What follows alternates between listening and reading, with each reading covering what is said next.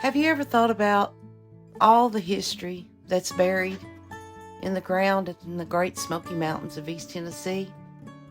Well, today we're going to go to the old Boyds Creek Cemetery in Sevier County, and let's see if we can find some ancestors and history.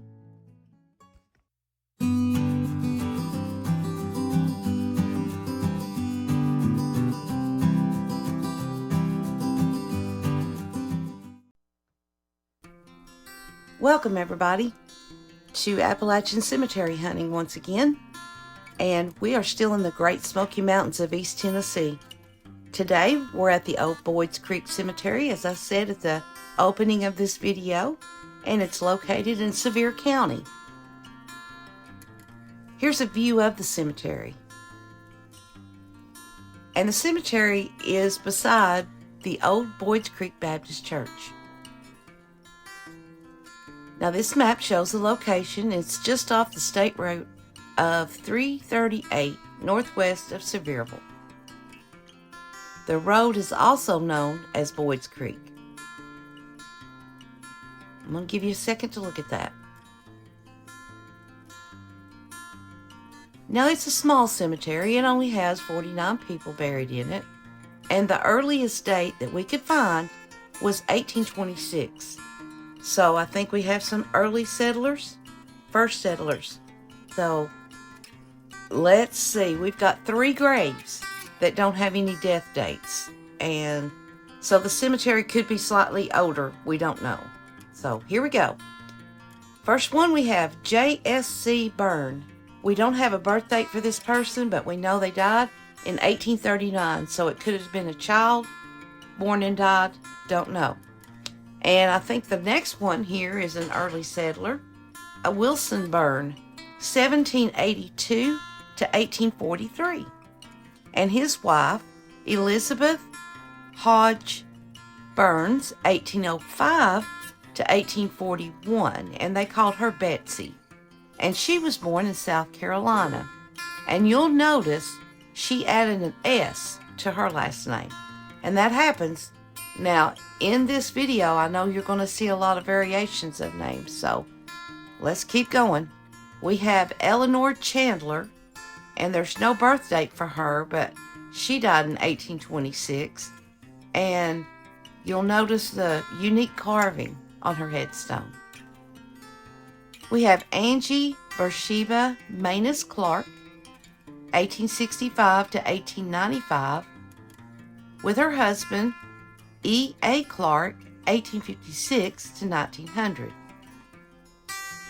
We have Adam Fagala or Fagala Jr. That's a new name for me, and I believe he's a first settler, 1797 to 1842, and he was born in Pennsylvania. We also have his father, Adam Salone Fagala Sr., 1772 to 1835, and he was born in Pennsylvania as well. We also have his mother, Mary Catherine Parsons Fagala, 1770 to 1850. Now, according to what we found, this is a photo of her, and she was 80 years old when she died. But if you look at the picture, this woman looks like she may have been in her 50s, maybe even younger, because, you know, they looked a little older back then, which would mean that the photo would have been taken in the 1830s. So, photography didn't come to America that early, so just tell us what you think. I don't know, it's a cool photo, don't get me wrong, but we're not sure about that. Let's move on. We got Charlie Gilbert, 1888 to 1900, and we have a picture of him, but we don't have a picture of his grave. And we have his little sister, Clara E. Gilbert, 1893 to 1901. Another sister, Grace Gilbert, 1872 to 1897. And we have their father, James David Gilbert, 1852 to 1909. And we did find a photo of him. Now we have another James. It's Jesse Gilbert, 1875 to 1899. And this family, it's so sad. They had several children that died within 4 years of each other. You know, you always heard the old saying that death comes by in threes. Well, apparently this one in fours. And that's always heartbreaking. In each video, you see so many children. Now we have John Adam Hawk, 1748 to 1838. We don't have a picture of his grave, but we know he immigrated from Germany to Pennsylvania, and then from there to what's now Sevier County, Tennessee, around 1788. Now, if you notice, the spelling is H-A-U-G-H, and later the variation of spelling is H-O-U-K. That's kind of weird, but it is pronounced Hawk. And he was an early settler of this area, of course. And John served as a private in the McCoy's Company of Tennessee Militia from 1792 to 1794. We have a picture of his actual enlistment papers. And now we have his son John Hawk, 1773 to 1839. And he has a military headstone. And this John served as a private, and later he became a captain in the Tennessee Militia during the War of 1812. And now we have Elizabeth R. Johnson, 1826 to 1909. And you'll notice on her stone that they spelled her name Elisizabeth. And we're just wondering why the unusual spelling.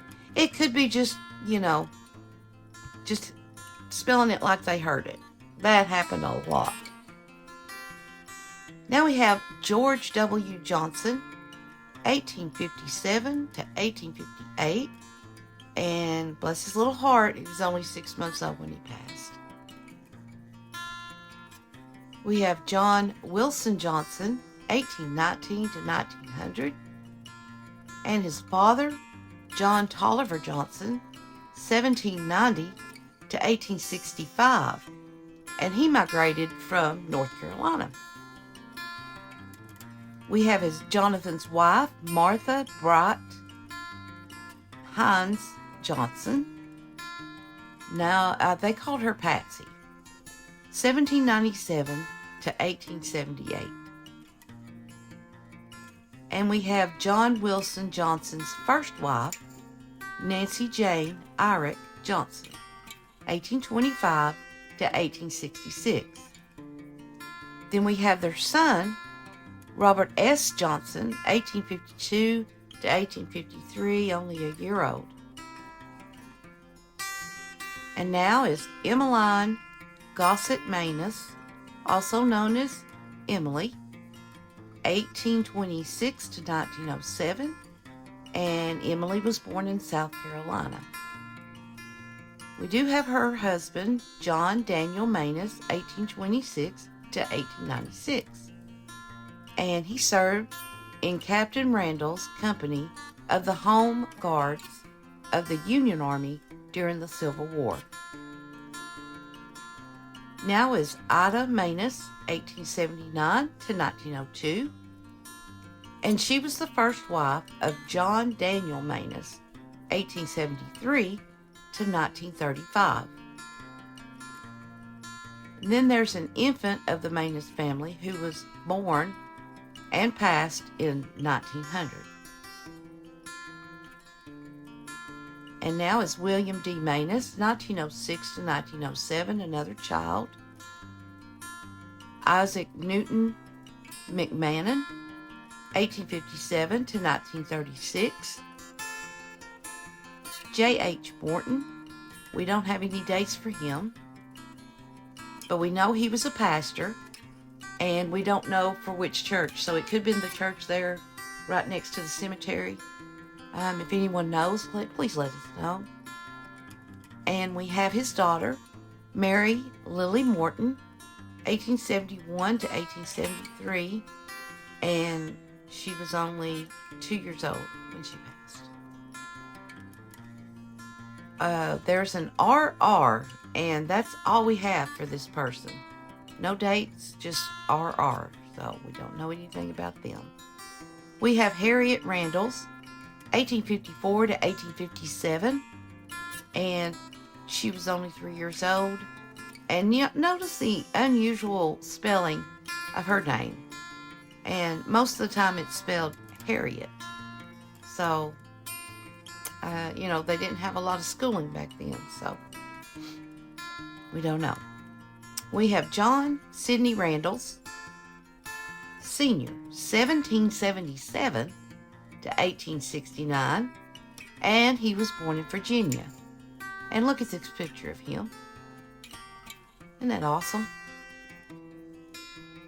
We have his wife, Nancy Cresswell Randalls, 1782 to 1854, and she was born in Virginia also. Now there's Rhoda Clack Randalls, 1776 to 1850, and she came from another family from Virginia as well.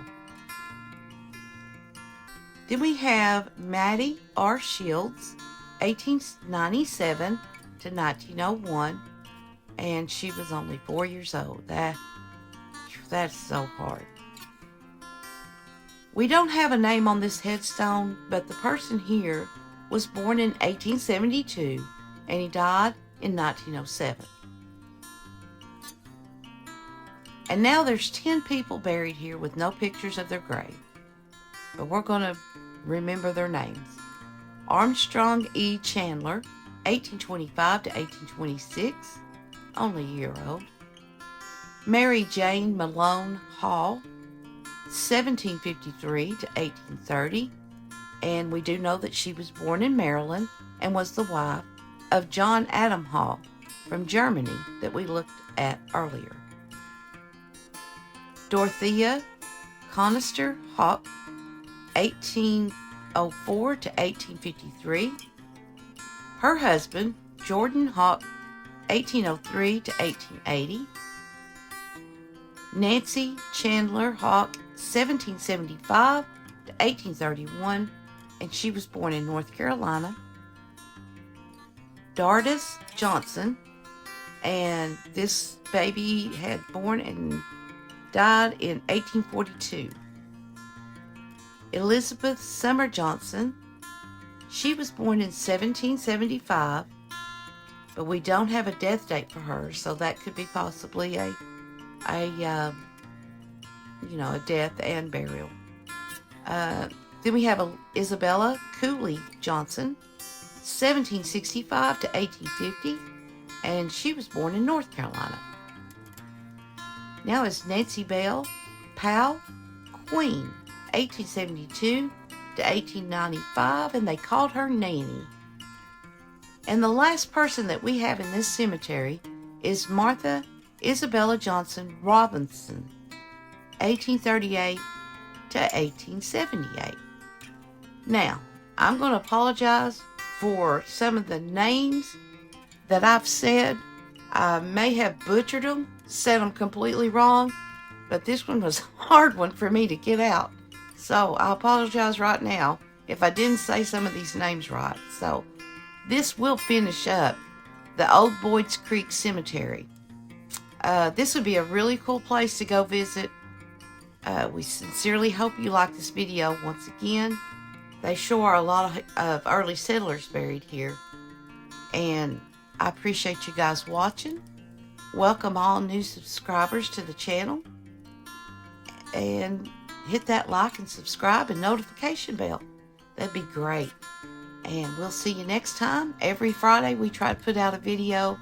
So, hope to see you next week if the Lord's willing. Bye-bye.